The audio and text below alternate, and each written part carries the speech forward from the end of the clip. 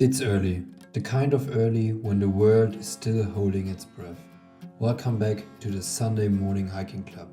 Today we're in the heart of Switzerland, hiking from Stoß to Klingenstock and then across the ridge to Fronalpstock, one of the most iconic trails in central Switzerland. But first, coffee, always coffee. The view from our campsite above Morschach already makes the lack of sleep worth it. No clouds in sight, and the peaks glowing faintly, like the Alps are still waking up too. So we brew a coffee, took that first sip of warmth against the chill, and watched the world wake up one ray of sunlight at a time. As I get ready, I notice we are not the only early risers. A few alpacas are already roaming the fields nearby, curious but unimpressed.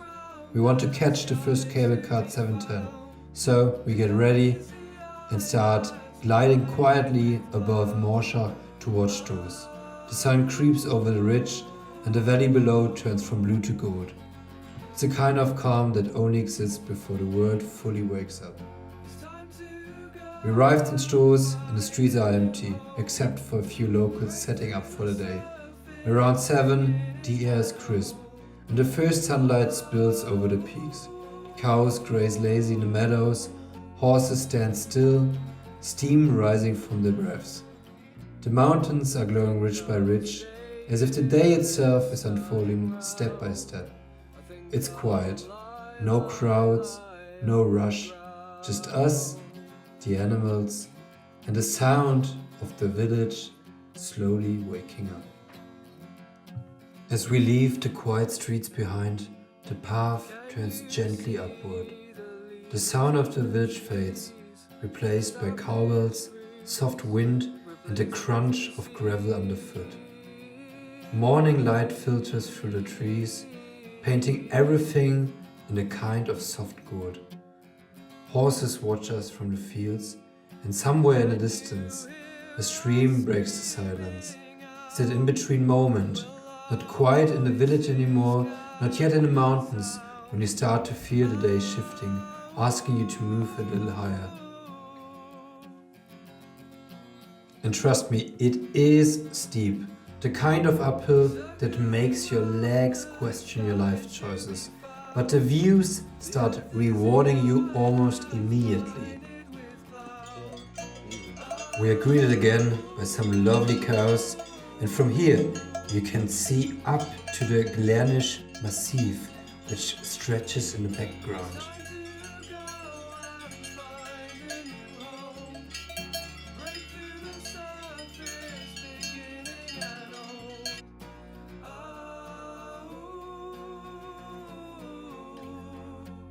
After a short break, we're heading toward the ridge that links Klingenstock and Fronalpstock, one of the most famous hikes in central Switzerland. From here, the world starts to stretch out in every direction. Rigi, Pilatus, and lakes scattered like mirrors across the valleys. It's not about chasing altitude anymore, it's about seeing how far the landscape can reach and by how small you feel in the middle of all of it.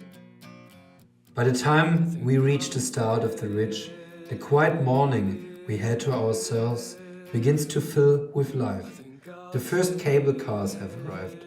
Groups of hikers step out, laughing, tightening their boots, unfolding maps they probably won't need. And for a second, I miss the stillness from earlier. But then, I get it.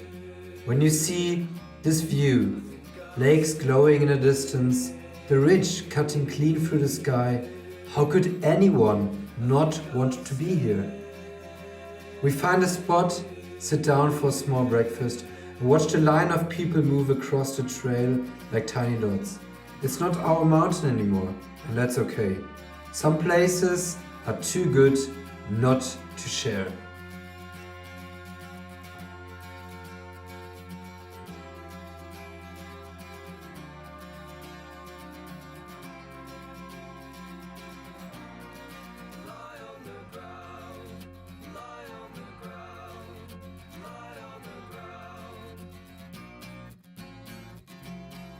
It must already be around 10 o'clock now. The sun is a little higher, the light a little harsher, and the calm of the morning has turned into that quiet rhythm of steady footsteps and warm air. We're still following the ridge, a thin line between two worlds. On one side, the deep blue of Lake Lucerne, and on the other, the endless folds of the Stows region. Our pace slows down, not from exhaustion, but because there's no real reason to hurry anymore. Up here, time stretches, and every step feels like a small reward.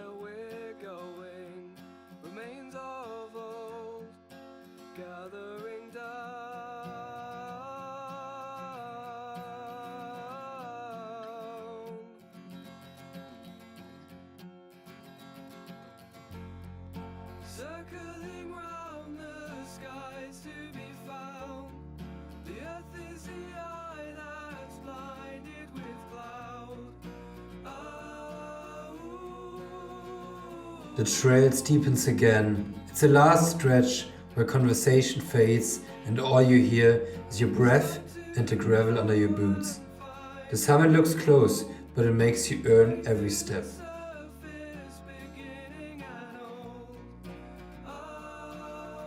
And then suddenly you're there, standing on Fronalpstock, the ridge behind you glowing in late morning light. The air feels a little thinner and cleaner.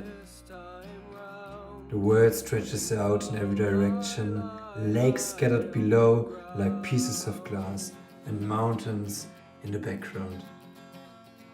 There's a small restaurant at the top, and we enjoy a local beer, bit of food, comfort food, and the view before going back down by cable car. The ridge fades into distance and the stillness returns, that calm satisfaction that comes after a day well spent. Thanks for joining the Sunday Morning Hiking Club. Until next time, may your trails be steady, your coffee strong, and your mornings just a little earlier than most.